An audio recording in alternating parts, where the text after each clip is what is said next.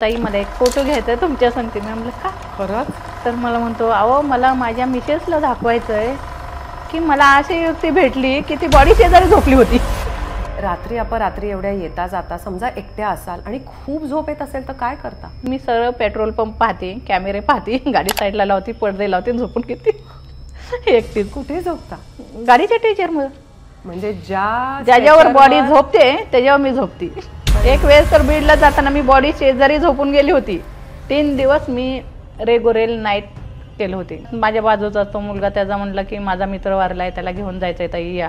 मी म्हणलं हो संतोषी, चावी घे बाबा आणि तू जा.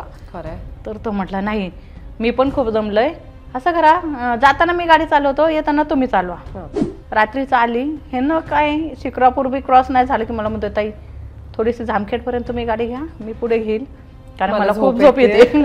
मग मी गाडी घेतली, मग मी नगर क्रॉस केलं, जामखेड एक 10 किलोमीटर पुढे राहिलं. हे संतोष म्हणलं ही चावी ही गाडी, मी तर झोपणार भाऊ म्हटलं. म्हणजे मॅडम 3 दिवस कंटिन्यू डे नाईट झोप नाहीये. म्हटलं नाही. तर मग तो पाठीमागे एक जण बसला होता, त्याला म्हटलं दादा तू पुढे ये म्हटलं, माझ्या सीटवर बस म्हटलं, मी जरा झोपते.